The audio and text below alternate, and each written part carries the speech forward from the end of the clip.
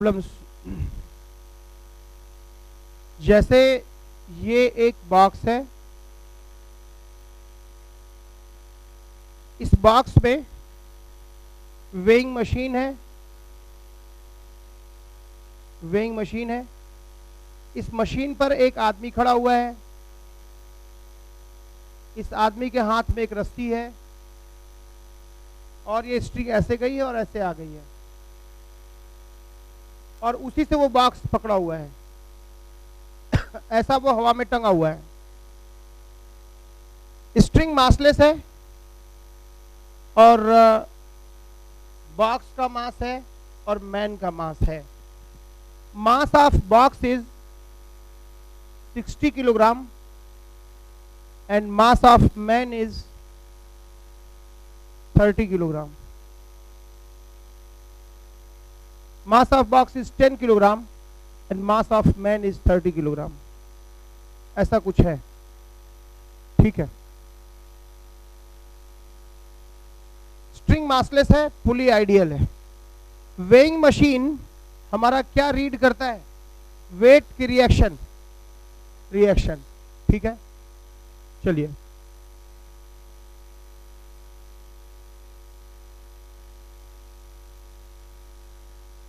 मैं चाहता हूं कि आदमी का भी फोर्स डायग्राम ड्रा करूं और मशीन उसका बॉक्स का भी फोर्स डायग्राम ड्रा करूं। मैं मैन को बिल्कुल अलग कर लेता हूं और बॉक्स को बिल्कुल अलग कर लेता हूं। मैन का वेट कितना है बताइए? 300 न्यूटन। मैन का वेट हो गया 300 न्यूटन। मैन ने कितने कांटेक्ट बनाए हैं? 2। एक तो रस्सी से और दूसरा नीचे मशीन से। 2 हार्ड सरफेस हमेशा क्या करते हैं? एक दूसरे को धक्का देते हैं। तो मशीन क्या करेगी? इस आदमी के पैरों को धक्का देगी एन से और आदमी मशीन को धक्का देगा एन से। ठीक बात है, राइट। और स्ट्रिंग क्या करती है? आदमी रस्सी पे जितना फोर्स लगाएगा रस्सी उस आदमी पे भी उतना फोर्स लगाएगी। तो कितना? आदमी ने रस्सी पे टी लगाया होगा, रस्सी आदमी पे टी लगाती है ऐसे। टी आदमी पे लग गया, ये आदमी का फोर्स डायग्राम हो गया। मैन का वेट कितना? 300 न्यूटन। जो किसने लगाया? अर्थ ने लगाया मैन पे। और 2 हार्ड सरफेस एक दूसरे को धक्का देते हैं और रस्सी हमेशा क्या करती है? खींचती है। तो रस्सी ने खींचा है इसको, इतना हो गया। अब आइए बॉक्स पे। बॉक्स का वेट कितना हो गया? 10 kg मास है। वेट कितना हो गया होगा बॉक्स का? 100 न्यूटन हो गया होगा, ठीक है। और बॉक्स ने कितने कांटेक्ट बनाए हैं? यहां पे एक कांटेक्ट था, वो तो रिएक्शन मिल गया उसको। दूसरा कांटेक्ट इस रस्सी से, यहां कोई कांटेक्ट नहीं है, यहां रस्सी से कांटेक्ट है। तो रस्सी कितने से खींचेगी? टी से खींचेगी। कोई तकलीफ? तो आदमी पे कितने फोर्स लगे? 3। एक तो उसका वेट, दूसरा टेबल से रिएक्शन, तीसरा टेंशन खींचेगा। और बॉक्स पे कितने फोर्स लगे? 3। बॉक्स का वेट और आदमी का रिएक्शन और रस्सी का टेंशन खींच रहा है इसको। ठीक बात है। अब मैं जरा इसको ठीक से लिखता हूं। मैन का एफबीडी कैसा हो गया? नीचे की तरफ कौन कौन लग रहा है? 300 और ऊपर की तरफ कौन लग रहा है? T + N हो गया, ठीक है। और बॉक्स का एफबीडी क्या होगा बोलो? हाँ, नीचे कौन कौन? 100 भी नीचे, N भी नीचे। 100 + N हो गया नीचे और ऊपर की तरफ हो गया T। ठीक बात है, कोई तकलीफ? ठीक है एकदम, ऐसा हो गया। अब ये बताइए कि ये डायग्राम कब है? जब आदमी कुछ रस्सी को इस तरह से खींचता है कि मैनेज करके रेस्ट पे है, तब है। या आदमी रस्सी को खींच रहा है और आदमी ऊपर जा रहा है, तब है। ये दोनों हालत में वही डायग्राम होगा। इस बात को तुम समझो, पहले दिन से मैं चिल्ला रहा हूं कि चाहे फोर्स लगा के आदमी रुका रहे, चाहे हम लोग यहां मान लीजिए लिफ्ट होती, ये रूम अगर लिफ्ट है, ये ए एक्सेलरेशन से ऊपर जा रहा है या ए से नीचे जा रहा है, हमेशा हमारा फोर्स डायग्राम वही होगा। हमारा वेट हमेशा नीचे होगा और टेबल हमको हमेशा धक्का देगी। बात खत्म। फोर्स डायग्राम तो वही है। बात तुम मेरी समझे? अच्छा, मैन का फोर्स डायग्राम बन गया, बॉक्स का बन गया। इतने में किसी को तकलीफ? फिर से दोहरा दूं, मैं जब भी डायग्राम बनाना होता है सबको फ्री करिए, अलग अलग। आदमी को अलग करो, बॉक्स को अलग करो, बहुत आसान होता है। लूडो खेलने जैसा, ठीक है। मैन का वेट कितना हो गया 300 न्यूटन। यहां पे कांटेक्ट है, दो हार्ड सरफेस हमेशा क्या करते हैं, एक दूसरे को धक्का देते हैं एन से, ठीक है। और रस्सी यहां क्या करेगी, आदमी को खींचेगी टी से, ठीक ना।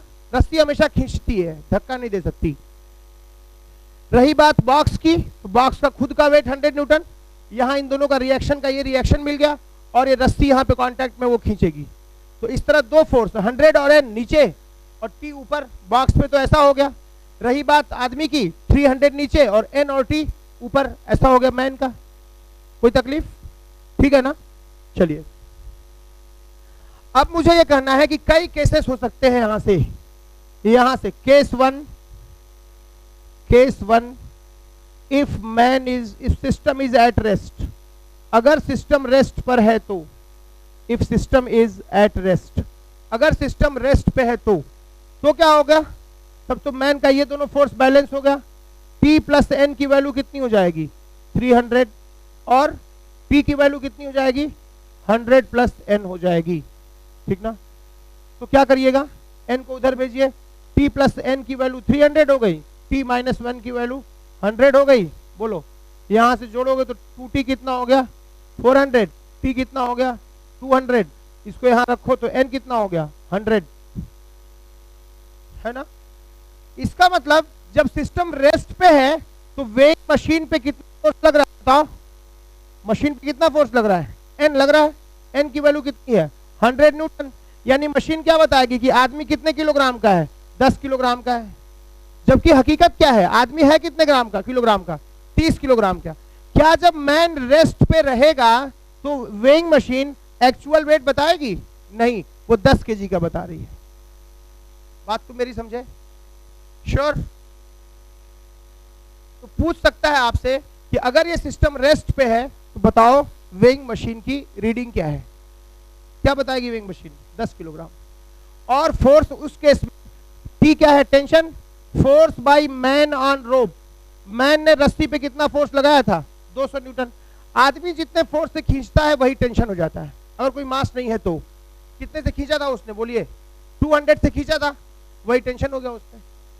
बात समझ में, कोई रस्सी है आप जितने से खींचेंगे वही टेंशन हो जाएगा। बात समझ में आई। तो पूछ सकता है कि अगर ये सिस्टम रेस्ट पे था तो प्रॉब्लम ये था पहला कि if this system is at rest, if this system is at rest, find first part reading of machine. दूसरा क्या चीज, फोर्स बाय मैन ऑन रोप, ऐसा है। तो क्या आ गया पहले पार्ट का आंसर 10 किलोग्राम और दूसरे पार्ट का आंसर क्या आया 200 न्यूटन। ये प्रॉब्लम है। अब मैं दूसरी बात कह रहा हूं, मैं कह रहा हूं अगर आदमी चाहता है कि एग्जैक्ट रीडिंग आ जाए तो क्या करना चाहिए, तब तो रेस्ट पे नहीं रहना चाहिए। तो find the acceleration of this system और find the force by man on the rope. अगर reading of machine is exactly equal to weight of the man, ठीक ना, तो तब क्या होगा, केस 2। यहां से केस 2 क्या बनेगा, अभी भी मैन का डायग्राम तो वही बनेगा, क्या, ऊपर की तरफ T प्लस एन और अभी भी 300 नीचे, और बॉक्स का डायग्राम अभी भी वही बनेगा, क्या, 100 प्लस एन नीचे और T ऊपर। अब क्या कर रहा है केस 2 में, if reading of machine is, if reading of weighing machine is equal to क्या, वेट ऑफ क्या, weight of man, find force by क्या, मैन ऑन रोप। आदमी रोप पे कितना फोर्स लगा रहा था। एक बात तो तय है कि आदमी अगर रेस्ट पे मैनेज कर रहा है खुद को तो वेइंग मशीन एग्जैक्ट वेट नहीं बता पा रही है। अगर हम एग्जैक्ट वेट चाहते हैं तो आदमी को एक्सेलरेट करना पड़ेगा, यानी कुछ और फोर्स लगाना पड़ेगा। जब भी फोर्स और लगाएगा तो बॉडी एक्सेलरेट कर जाएगी, क्योंकि फोर्स अनबैलेंस कर देगा उसको, है कि नहीं, नहीं समझे बात को।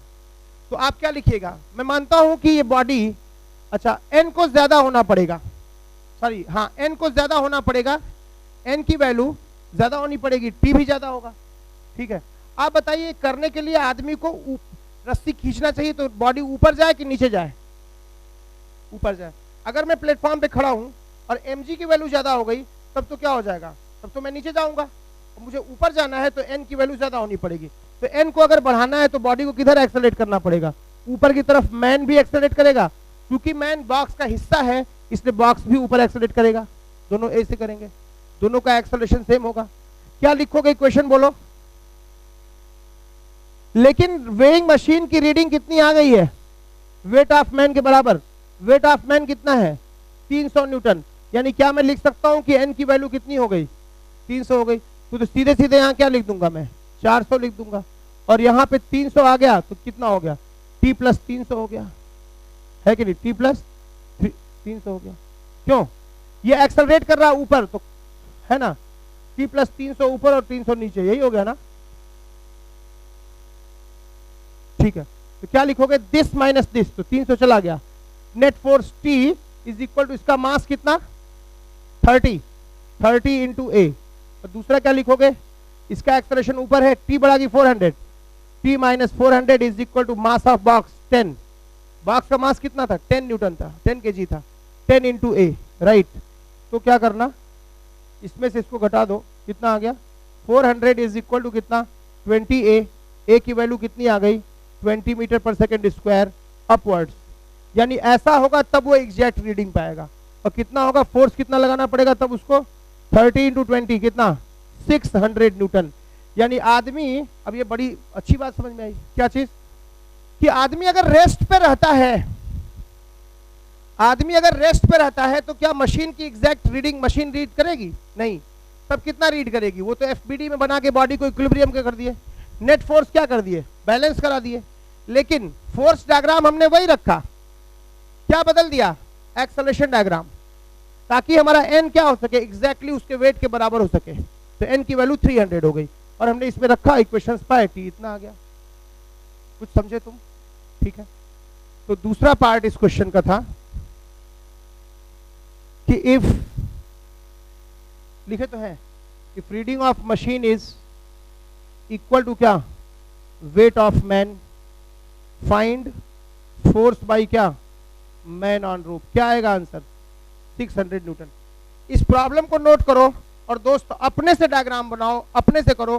कहीं कोई तकलीफ हो तो हमको पास बुला के पूछो, कॉपी नहीं करना, अपने से बेईमानी नहीं करनी चाहिए।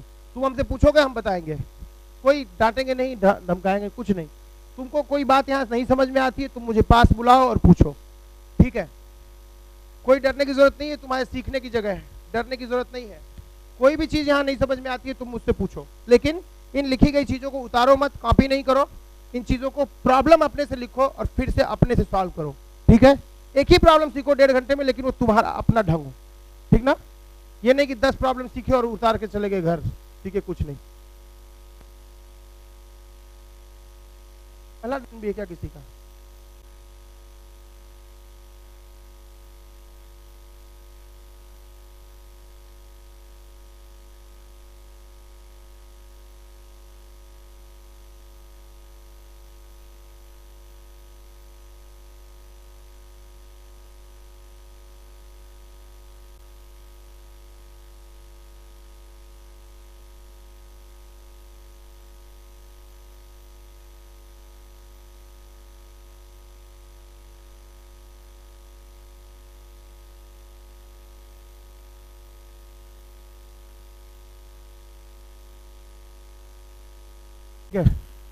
वही उन बच्चों को वापस नहीं किया जो 29 तारीख से। बड़ी आसान भी है, ठीक है, कठिन भी है, तुम्हारे सीखने पे निर्भर है। जैसे देखो, थोड़ा सा मैं शुरू करता हूँ, फिर से बात बताता हूँ। जैसे ये एक पुली है, पुली समझते हो, गिरनी पुली है, और यहाँ पे एक मास है 10 किलोग्राम का, और यहाँ पे एक मास है, ठीक है, 3 किलोग्राम का, 3 kg। पुली मासलेस है। पुली जब भी मासलेस होगी या फ्रिक्शनलेस होगी तो क्या करना पड़ेगा, दोनों टेंशन क्या ले लेना, सेम ले लेना, बशर्ते रस्सी भी मासलेस हो, स्ट्रिंग भी क्या हो, मासलेस हो। या तो पुली मासलेस है या फ्रिक्शनलेस है, या और रस्सी भी मासलेस है, तो टेंशन दोनों ओर सेम ले लोगे। यानी किसी भी पुली में दोनों तरफ टेंशन हम तब सेम लेंगे जब रस्सी मासलेस हो और पुली, इन दोनों में से कोई भी एक हो जाए। ठीक है, ये तराजू जैसा है, एक पलड़े पे इतना मास है, दूसरे पे इतना मास है, इसका वेट कितना हो जाएगा? 100 न्यूटन इसका वेट हो जाएगा। इतनी बात तो सबको समझ में आती होगी। मास से वेट में कन्वर्ट कर लेते हैं। इसका मास 3 kg है, इसका वेट कितना हो जाएगा? 30 न्यूटन हो जाएगा। इस 10 kg मास ने एक कांटेक्ट बनाया हुआ है, किससे? स्ट्रिंग से। रस्सी क्या करेगी? इसको अपनी तरफ खींचेगी टी से। यहां पे रस्सी क्या करेगी? अपनी तरफ खींचेगी टी से। अच्छा, ये भारी है तो ये नीचे जाएगा और ये ऊपर जाएगा। ये क्या करेगा? ए से नीचे जाएगा एक्सेलरेशन से, और ये क्या करेगा? ए एक्सेलरेशन से ऊपर जाएगा। ठीक बात है। इस बॉडी का ये फोर्स डायग्राम है और ये एक्सेलरेशन डायग्राम है। इस बॉडी का ये फोर्स डायग्राम है और ये एक्सेलरेशन डायग्राम है। जब कभी भी हम F = ma अप्लाई करते हैं, हमें हमेशा 2 डायग्राम बनाने ही चाहिए, फोर्स डायग्राम और एक्सेलरेशन डायग्राम। ma जो है वो एक फोर्स नहीं है। ma जो है अनबैलेंस फोर्स की मैथमेटिकल वैल्यू है। ma is not a force. जो भी अनबैलेंस फोर्स निकालो तो ma क्या है? ma is mathematical value of क्या? हाँ, mathematical value of force, unbalanced force. जो भी अनबैलेंस फोर्स है उसकी मैथमेटिकल वैल्यू है। आप देख रहे हैं नेट एक्सेलरेशन की दिशा में नेट फोर्स होता है। नेट एक्सेलरेशन किधर है? नीचे की तरफ। नेट फोर्स किधर होना चाहिए? नीचे की तरफ। निश्चित ही 100 बड़ा होना चाहिए टी से। क्या लिखिएगा आप? 100 - t = कितना?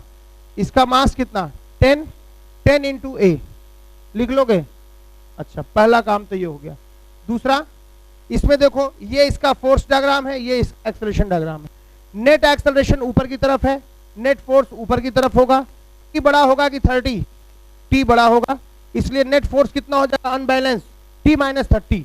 ये अनबैलेंस फोर्स हो गया, जिसकी वैल्यू m × a के बराबर होगी। तो क्या लिखेंगे हम लोग? t - 30 = m × a। दोनों को जोड़ दो, टी गायब हो गया। 70 = 13a। तो एक्सेलरेशन की वैल्यू कितनी आ गई? 70/13 मीटर/सेकंड²। बात समझ में आ गई? ठीक है, ऐसा है। अब तुम समझो, मान लो मैं एक केस लेता हूं जिसमें यहां पे एक 10 kg का बॉडी ले लेता हूं, ठीक ना, और यहां एक 20 kg का बॉडी ले लेता हूं। ठीक बात? 10 और 20 की बॉडी ले लेता हूं, 2। ये पहला केस हुआ। दूसरा केस, ये बताओ, यहां पे फिर मैं 10 kg की बॉडी ले लेता हूं और यहां पे 10 kg की बॉडी ले लेता हूं, ठीक है, और अलग से एक फोर्स लगा देता हूं 100 न्यूटन का। ठीक है। तीसरा केस ले लेता हूं कि यहां पे मैं एक 10 kg का बॉडी लेता हूं और यहां फोर्स लगा देता हूं 200 न्यूटन का। ठीक है, राइट। 3 केसेस हैं। तीनों केसेस में क्या समानता है? Case 1, case 2, case 3। तीनों केसेस में क्या सिमिलरिटी है? तीनों का एक्सेलरेशन सेम होगा। ये बात तय है, दुनिया जानती है कि नहीं? दुनिया जानती है, लेकिन हम लोग नहीं जानते। नालायक कहीं के सेम होगा।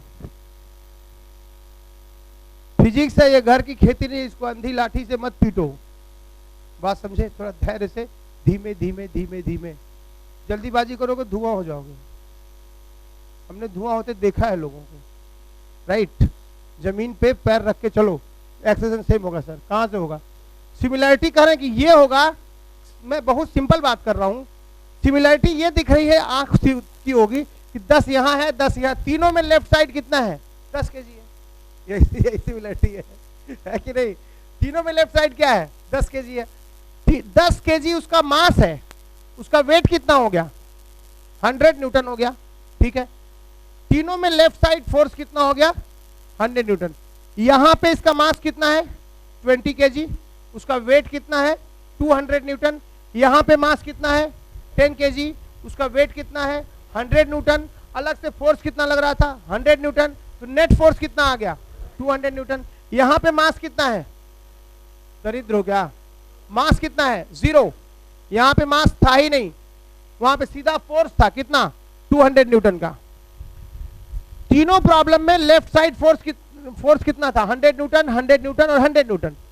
तीनों प्रॉब्लम में राइट साइड फोर्स कितना था 200 न्यूटन, 200 न्यूटन और 200 न्यूटन। इसलिए तीनों का एक्सेलरेशन क्या होगा, सेम होगा। ये बात गलत है, क्योंकि 200 न्यूटन इधर है, तो इसका एक्सेलरेशन कैसे निकालते हो बोलो, एक्सेलरेशन कैसे निकालते हैं हम लोग। तराजू के इस पलड़े पे कितना फोर्स हो गया बोलो 200 है ना, माइनस इधर कितना हो गया 100 टोटल मास, ठीक है, बाई कितना, इधर इतना फोर्स माइनस इतना फोर्स बाई टोटल मास। इसी अनबैलेंस फोर्स के कारण ये दोनों मास चल रहे हैं। दोनों मास की वैल्यू कितनी है 30 न्यूटन, तो कितना आ गया बोलो 100/3 10/3 मीटर पर सेकेंड स्क्वायर।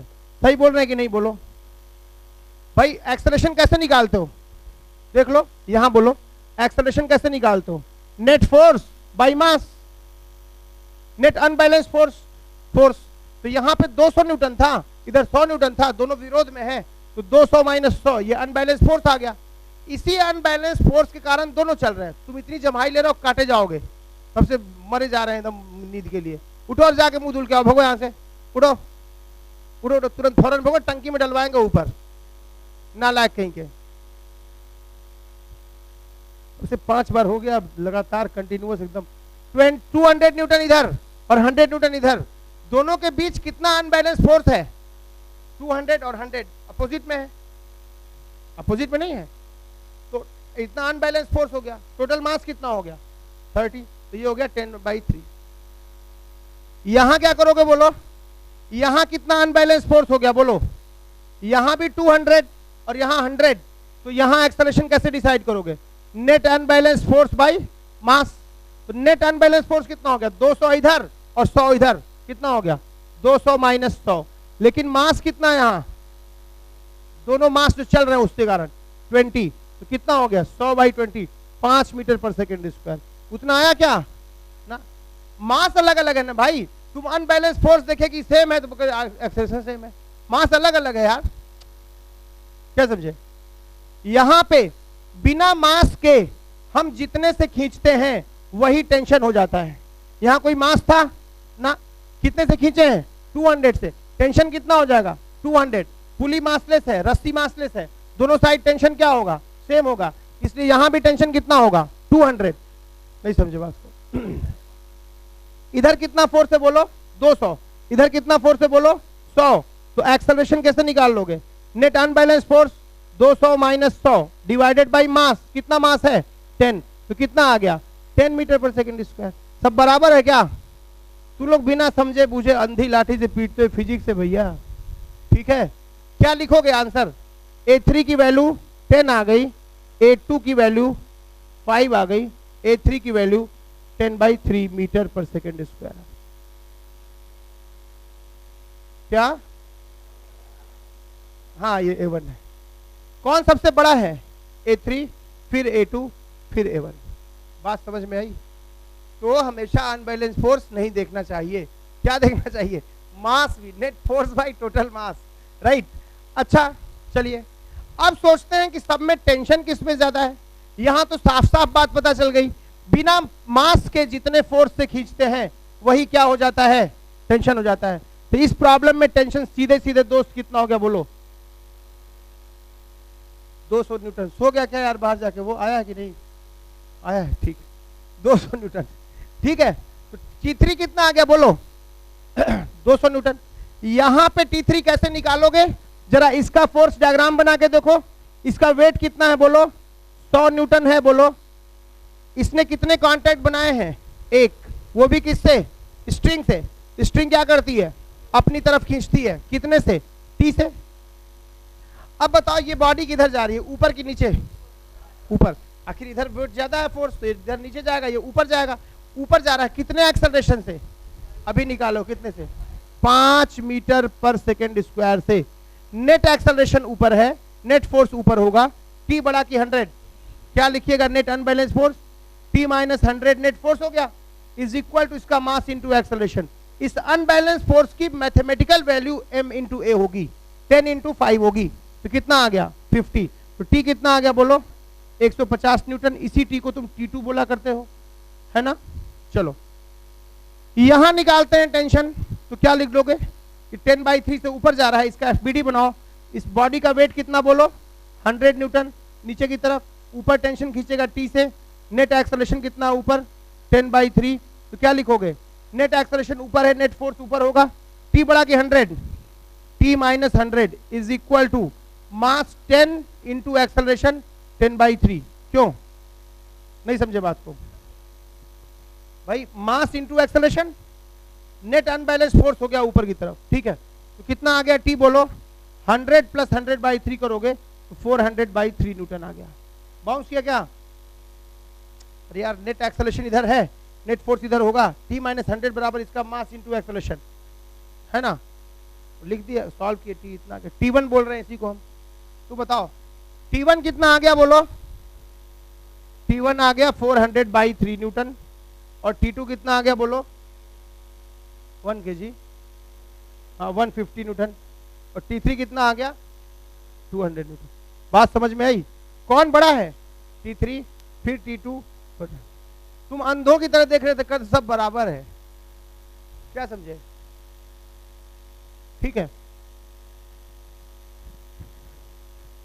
लिख लो, कंपेयर बाद में अपने से सॉल्व करना, प्रॉब्लम खाली लिखना, ये नहीं बैठ के छापना खाली, समझे, एक कौड़ी नहीं सीखोगे।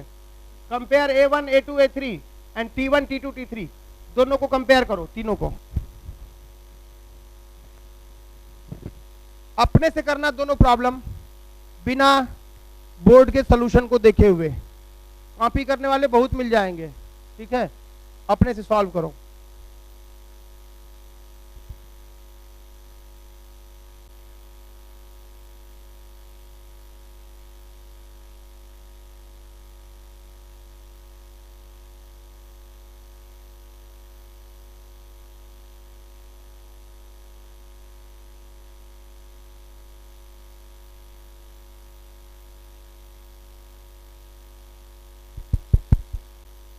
गायब थी क्या,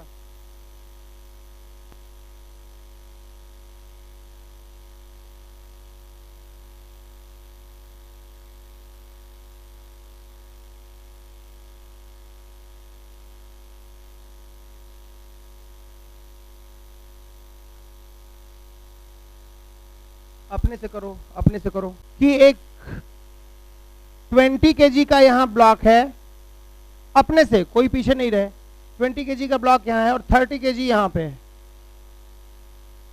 ठीक है। दूसरे केस में हमने 20 kg यहाँ रख दिया और 20 kg यहाँ रख दिया, 10 kg यहाँ रख दिया, ठीक है, और फोर्स लगा दिया 200 न्यूटन का। तीसरे केस में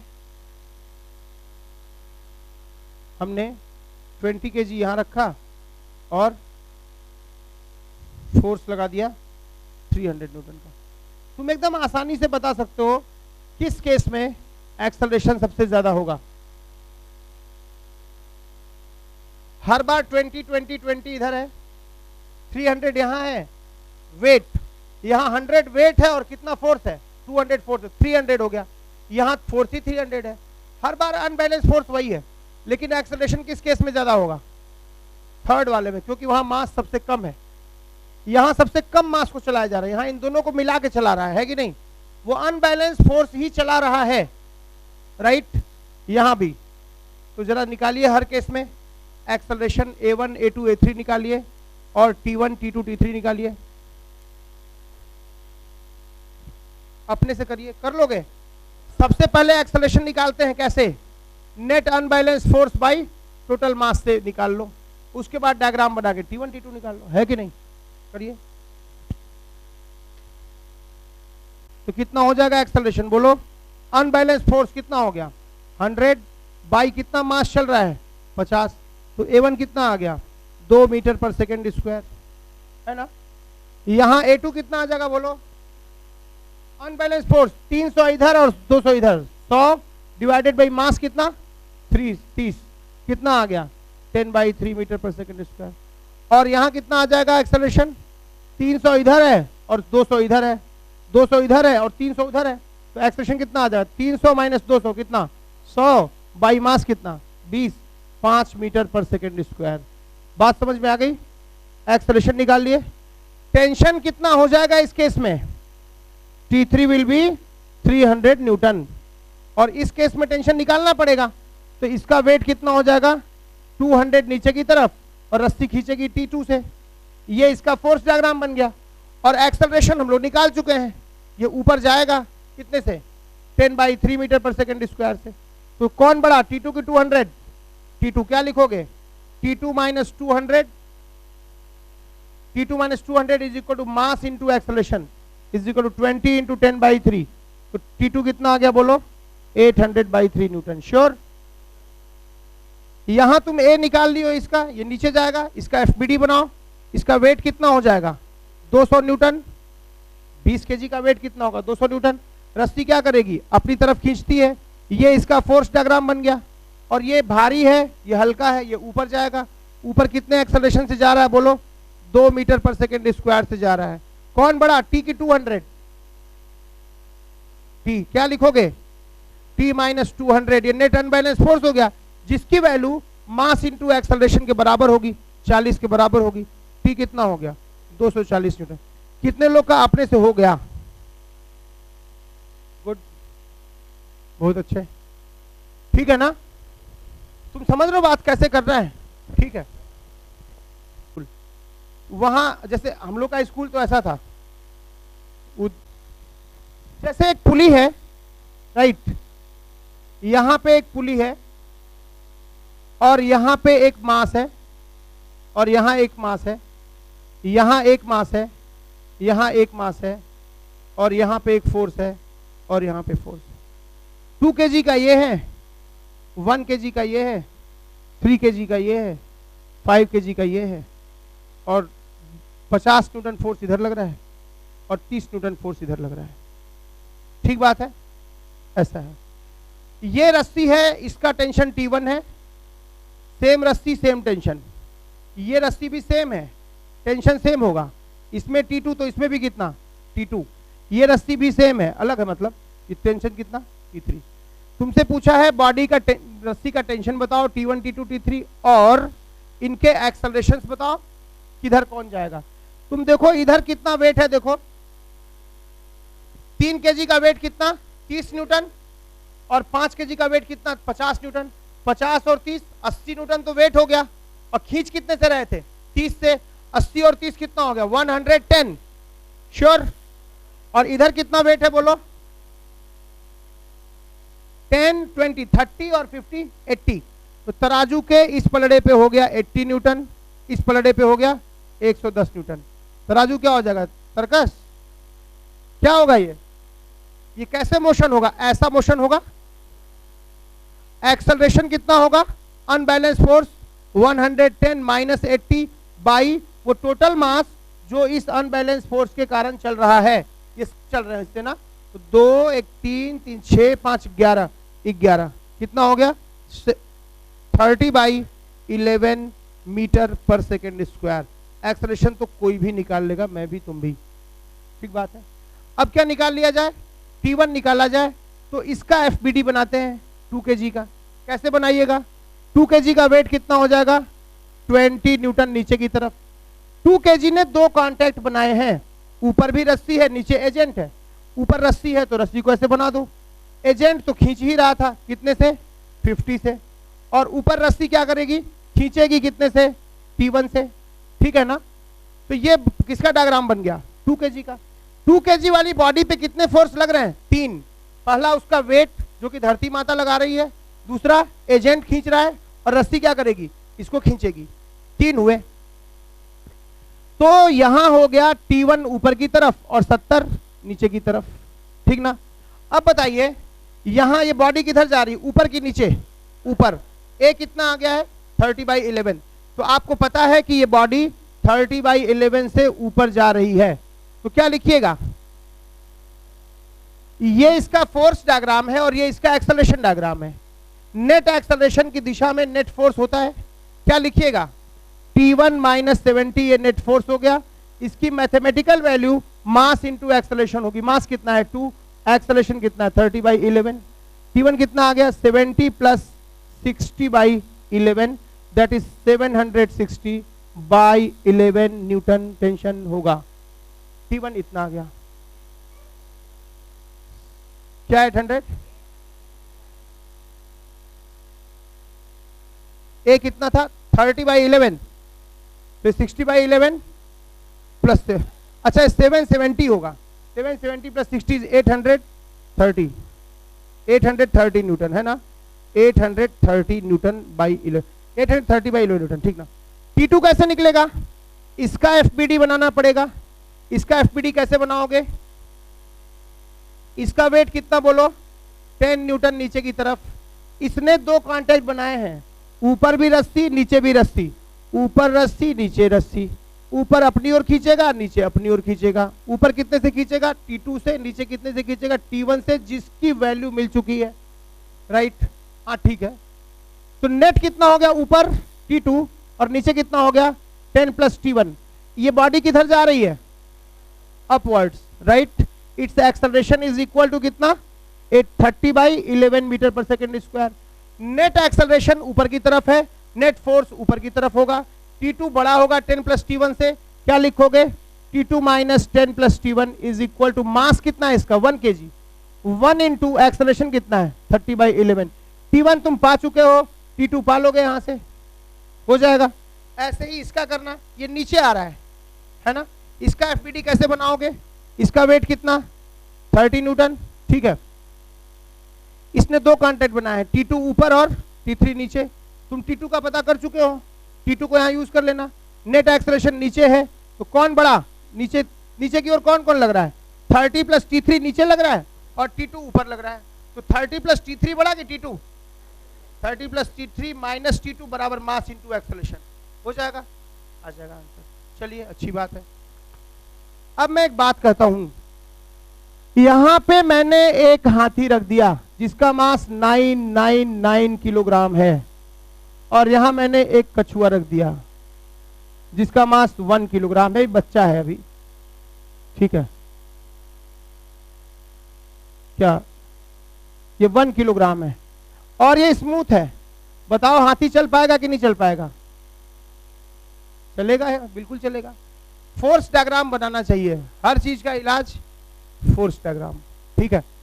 जैसे तुम बताओ इस ब्लॉक पे कितने फोर्स एक्ट कर रहे हैं,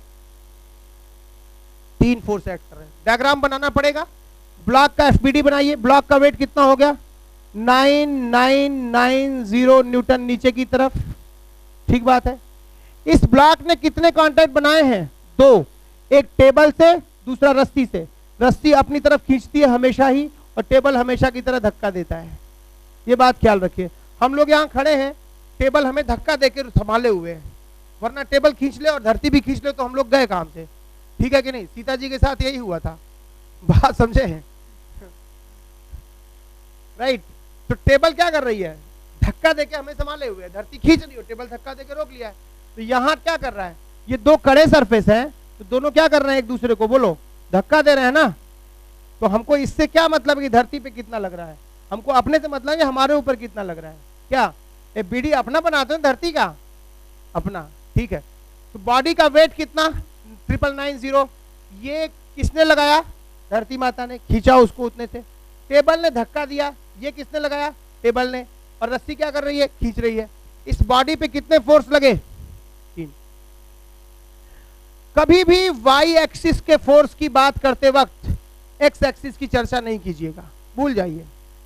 कभी भी एक्स का, वाई का फोर्स कितना भी लार्ज हो उसकी क्वालिटी अलग है, और एक्स का फोर्स कितना भी धीमा हो, कितना भी छोटा हो, उसकी क्वालिटी अलग है ना। तो कहीं ना कहीं इस फोर्स को ये बैलेंस कर लेगा, इसकी कहानी हो गई क्लोज। इसका मोशन वाई एक्सिस में होगा ही नहीं, क्योंकि इसके वेट को रिएक्शन बैलेंस कर लेगा, बात खत्म हो गई, ठीक है ना। जहां तक इस कछुए की बात है, तो क्या किया जाए, इसका कटलेट बना दिया जाए, कछुए का कटलेट। कितना हो जाएगा, इसका वेट कितना बोलो 10 न्यूटन। इस कछुए ने कितने कांटेक्ट बनाए हैं, सिर्फ एक, नीचे जमीन नहीं है भाई, ये हवा में टंगा हुआ है, ठीक है। तो इसने एक कांटेक्ट बनाया है किससे? स्ट्रिंग से, कछुए से, अरे स्ट्रिंग से, क्या स्ट्रिंग से। रस्सी क्या करेगी? इसको खींचेगी अपनी तरफ। इस कछुए पे कितने फोर्स लग रहे हैं? 2, 1, इसी में कोई एक एक भी कर दे रहा है, इस पे 2 लग रहे हैं दरिद्रदास। इसका वेट 10 न्यूटन नीचे की तरफ, और रस्सी क्या करेगी? खींचेगी। ये कछुए का फोर्स डायग्राम है और ये हाथी का फोर्स डायग्राम है। हाथी के वेट को जमीन का धक्का बैलेंस करके वाई में बैलेंस कर दिया, वाई की चिंता ही छोड़ दीजिए, छोड़ दीजिए, ठीक है। अब बताइए इस पे, यहां तो चलो 9990 को बैलेंस करने के लिए रिएक्शन था, क्या इस टी को बैलेंस करने वाला कोई है पीछे की तरफ? कोई खींचेगा तब ना बैलेंस होगा, कोई नहीं है, राइट। तो इसलिए ये क्या होगा? आगे की तरफ बढ़ेगा, और ये क्या होगा? ये कछुआ नीचे जाएगा ए एक्सेलरेशन से, और ये हाथी इधर आएगा ए एक्सेलरेशन से। बात समझ में आई? कई लोग क्या करते हैं, अरे सर ये इतना भारी है, इतना हल्का, वो अपनी मानसिक गरीबी का परिचय देते हैं ये बात करके समझे? मानसिक गरीबी का एकदम प्रदर्शन कीजिए, मैं ऐसा हूं दरिद्र और भिखारी, ठीक है।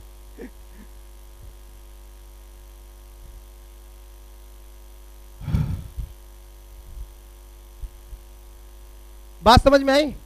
इस टी को बैलेंस करने वाला कोई नहीं है, इसलिए इसका एक्सेलरेशन इधर होगा और इसका एक्सेलरेशन नीचे की तरफ होगा। नेट एक्सेलरेशन इधर है, नेट फोर्स इधर है। कभी भी फोर्स में से इसको मत घटाइएगा, बुढ़ापे में हाथ कांपेगा, मत हटाइएगा। एक्स के फोर्स में नेट फोर्स कितना है इस दिशा में? बोलो। टी है, फोर्स बराबर इसका मास इंटू एक्सेलरेशन, कितना? 999A। कोई तकलीफ है ना? दूसरी बात, ये इसका फोर्स डायग्राम है, ये नीचे जा रहा है, तो 10 बड़ा की T, 10 minus T is equal to mass 1 into A. दोनों को जोड़ दीजिए, टी टी शहीद हो गया, 10 बचा कितना? 1000 ए हो गया, यहाँ से ये गायब हो गया। ए कितना आ गया? 0.01 मीटर पर सेकेंड स्क्वायर। इसको वापस इसमें रखिए, टेंशन कितना आ गया? 9.99 न्यूटन, यानी मोशन हो रहा है, ठीक है नहीं? मतलब बड़े मजे की बात है, उतना बड़ा हाथी और यहाँ तुम कछुआ लटका दो, फ्रिक्शन 0 कर दो तो बिल्कुल हाथी मूव करने लगेगा। लेकिन प्रैक्टिकली ऐसा नहीं होता, क्योंकि फ्रिक्शन यहाँ होता है, वो इसको बैलेंस करने के लिए फ्रिक्शन लग जाता है पीछे। बात समझ रहे हो? प्रैक्टिकली ऐसा नहीं होता है। चलिए मैं बात करता हूं कि मान लीजिए यहां पे एक ब्लॉक है, ठीक है, 3 kg का, और यहां पे एक ब्लॉक है, पुली है ये, यहां पे एक ब्लॉक है, और यहां पे एक ब्लॉक है, यहां पे एक ब्लॉक है, और यहां एक ब्लॉक और है, और यहां बस, ठीक है। यहां फोर्स लग रहा है,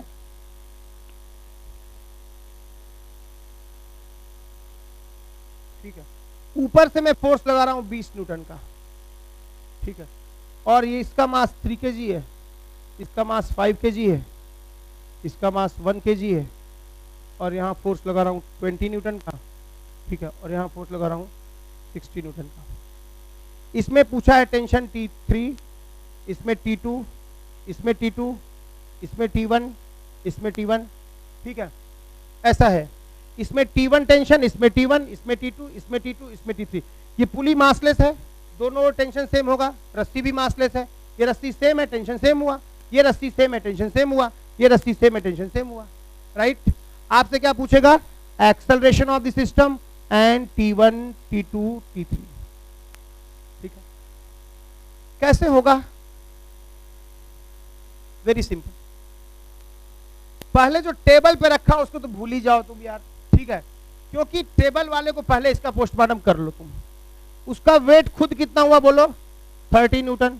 इस पे कितने फोर्स लग रहे हैं? 4। कौन कौन? एक तो खुद का वेट, क्योंकि धरती हमारी माता है, किधर खींचती है? हमेशा नीचे की तरफ, ठीक है, तो उसका वेट कितना हो गया? 30 न्यूटन।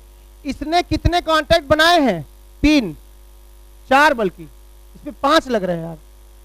इधर रस्सी लो, इधर रस्सी। टेबल हमेशा की तरह क्या करता है? धक्का दे, अपनी तरफ खींचता है। टेबल हमेशा की तरह क्या करता है? एकदम मानसिक रूप से भिखारी ही हो क्या? कौन बोल रहा था? अपनी तरफ खींचता है। हम भस्म कर देंगे, अभी तीसरा नेत्र यहां से खुले धार से एकदम तुम भस्म हो जाओगे यहीं पर। इतनी देर से चिल्ला रहे हैं, एकदम से जब तुम लोग शोषण करते हो यार कभी कभी। एक आदमी जितना कर सकता है, जितना डिटेल में सब चीज बता सकता है, बता रहे हैं तो अलग से तुम दूसरा राग अलाप रहे हो। दो कड़े सरफेस हमेशा क्या करते हैं, धक्का देते हैं। ये टेबल इसको धक्का दे रहा है और ये टेबल को धक्का दे रहा है, तो ये टेबल को धक्का, लो भैया टेबल बना दिए, लो, दोनों एक दूसरे को धक्का दे रहे हैं। अच्छा, इधर रस्सी है अपनी तरफ खींचेगी T1 से, इधर रस्सी है अपनी तरफ खींचेगी T2 से। एजेंट तो खैर 20 लगा ही रहा था, अब ये टेबल पे लगा रहा है, जाने दीजिए वो बात। ये किसका फोर्स डायग्राम बन गया, 3 kg ब्लॉक का, राइट।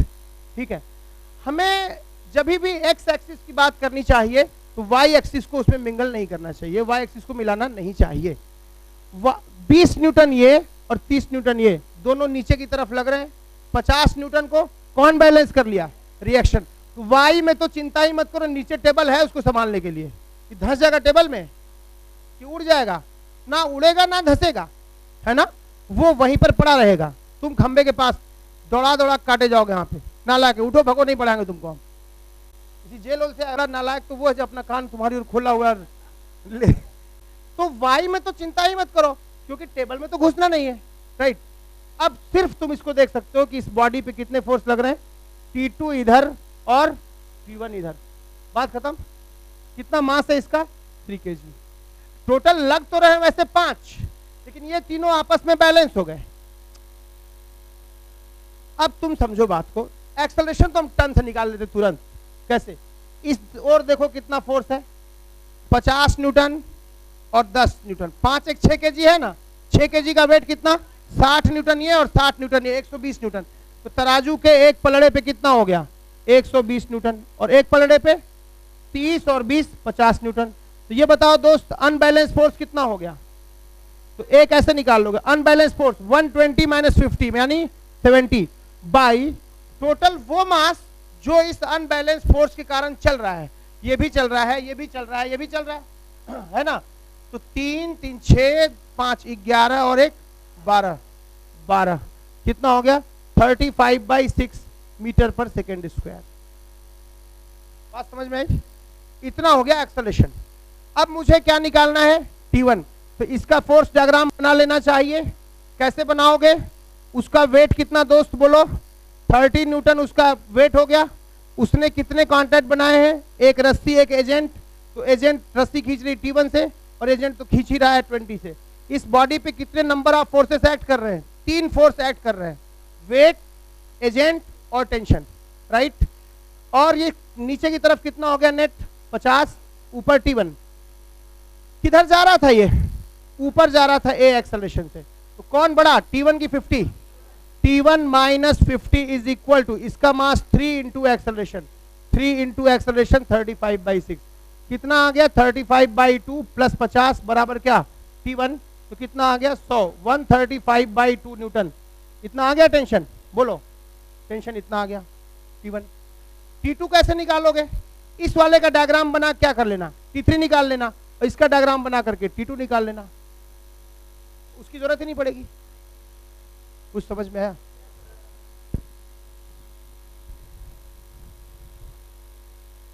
एक काम करो, तुम सिर्फ क्वेश्चंस लिखो और उनके आंसर्स लिख लो, ठीक ना। वैसे शीट में तुम्हारे है, छोड़ दे क्या इसको ऐसे, हमको लगता है